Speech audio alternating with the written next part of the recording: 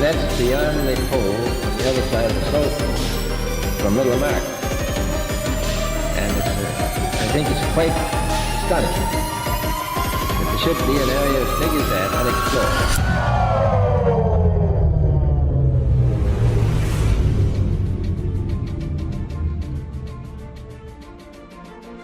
Hi. Meet me again on this awesome channel, World History Official. In this video, I will talk about the midnight sun. This is the truth, please be open-minded. Before I start it, don't forget to subscribe my channel if you enjoy. Don't forget to share this information to your family. I can't speak, I had speech disorder. So, I am sorry to use robot voice on the video. Many people complain about this. But now, I had buy a better speech software with good voice. I also put the text on the video, so you can read them if you're not comfortable with this voice. So, here we go.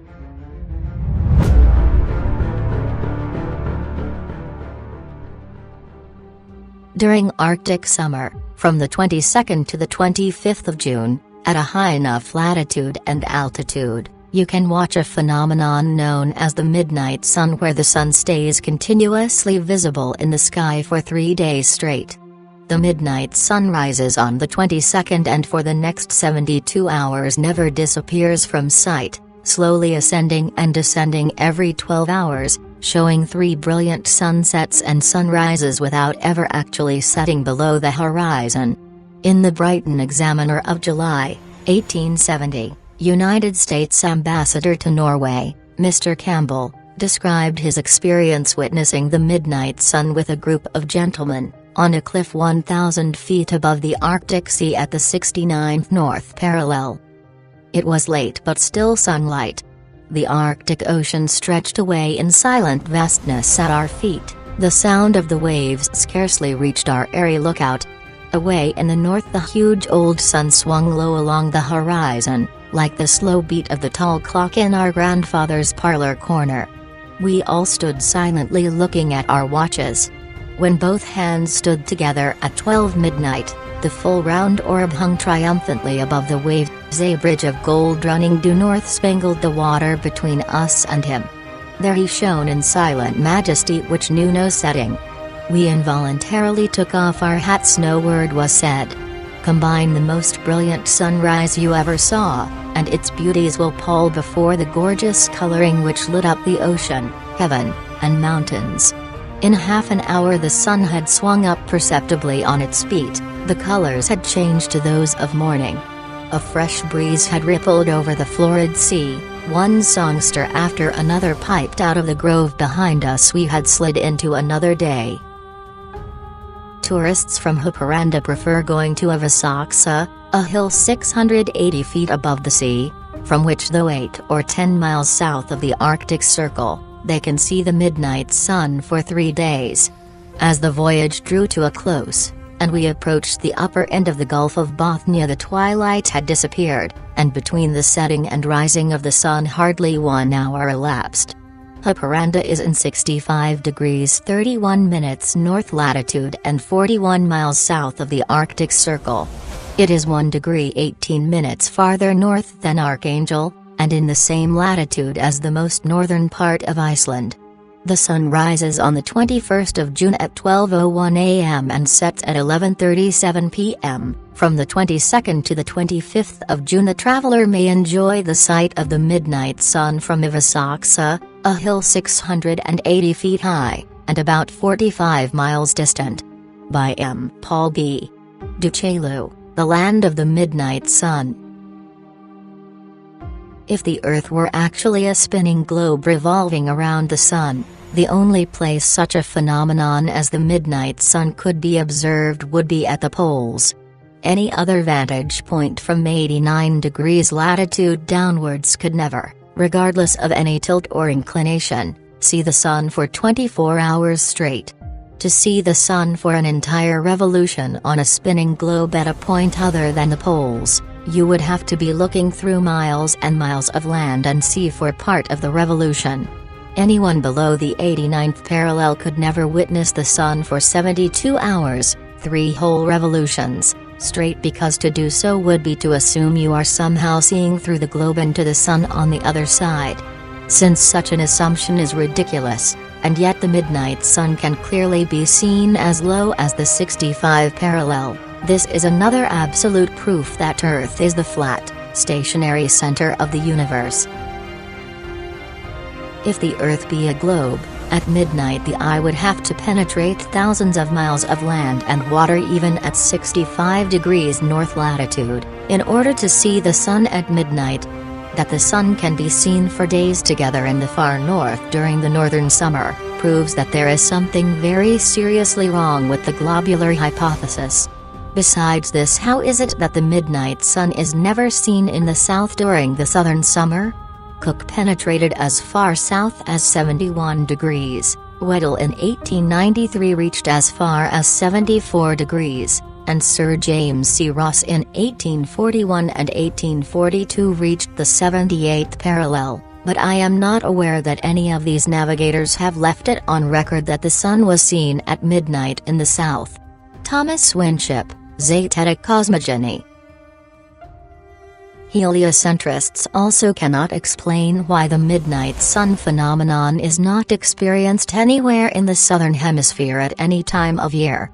Quite to the contrary, it has been recorded by the Royal Belgian Geographical Society in Expedition Antarctique Belgique, that during the most severe part of the Antarctic winter, from 71 degrees south latitude onwards, the sun sets on May 17 and is not seen above the horizon again until July 21.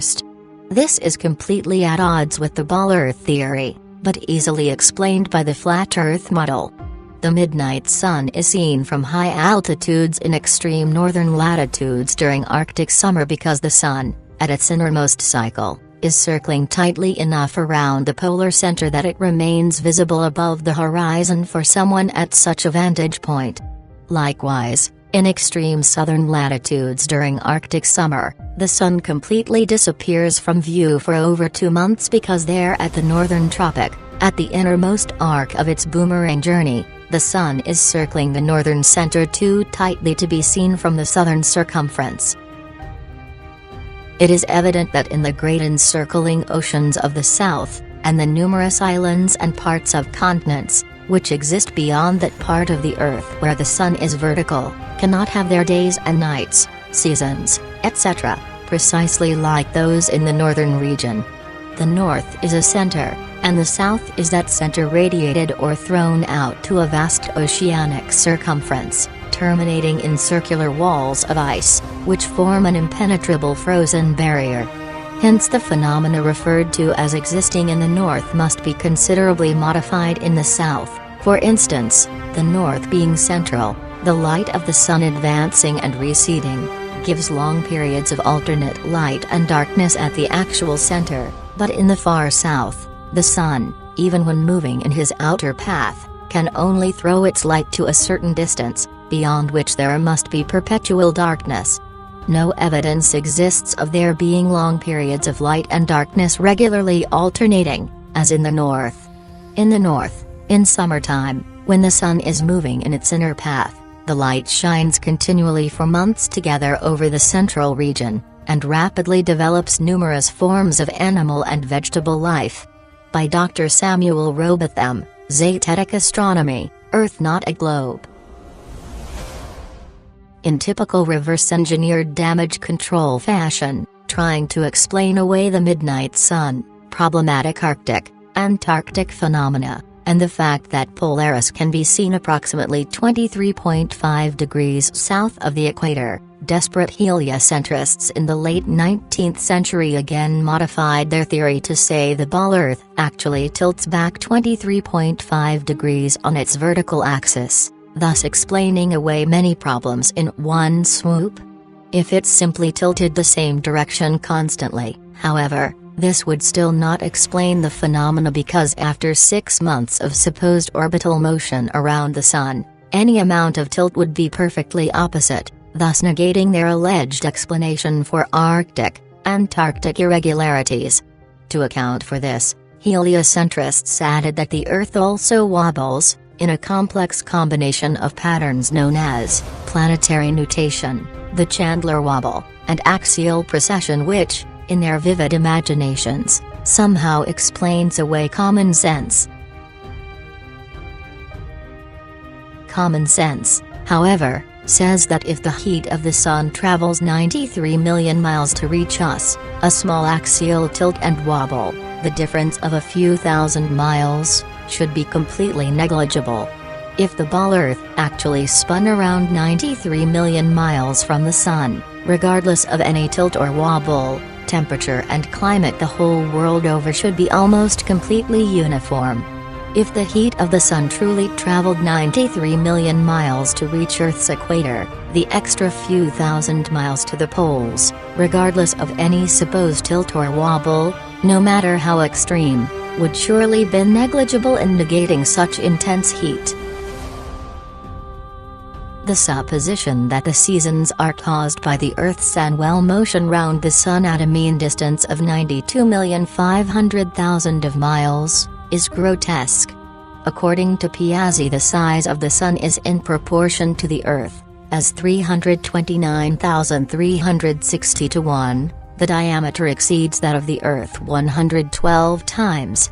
The Earth appears, as Biot says, by this statement, a mere grain of sand, as compared to the Sunday. This enormous expanse of light focused on a rotating grain of sand, at the distance of 93 millions of miles, would cause the same season throughout it. The paltry few miles, in comparison, that separates London from Cape Town could never cause diverse seasons, neither would the distance from London to the Riviera justify the difference in the climate that characterizes the two places. By E. S. Cheney, Foundations of Many Generations. Common sense also says if the Earth were actually a ball spinning daily with uniform speed around the Sun, there should be exactly 12-hour days and 12-hour nights everywhere all year round, regardless of any alleged tilt or inclination. Half the sphere would always be lit, the other half not. The great variety in length of days and nights throughout the year all over Earth testifies to the fact that we do not live on a spinning ball planet. There cannot exist phenomena such as this on a globe, nor the midnight sun, nor anything like Antarctic winter where the Sun is nowhere to be found for over 2 months per year. The theory of the rotation of the Earth may once and for all be definitely disposed of as impracticable by pointing out the following inadvertence. It is said that the rotation takes 24 hours and that its speed is uniform, in which case, necessarily, days and nights should have an identical duration of 12 hours each all the year round. The Sun should invariably rise in the morning and set in the evening at the same hours, with the result that it would be the equinox every day from the 1st of January to the 31st of December. One should stop and reflect on this before saying that the Earth has a movement of rotation. How does the system of gravitation account for the seasonal variations in the lengths of days and nights if the Earth rotates at a uniform speed in 24 hours? Gabrielle Henriette, Heaven and Earth.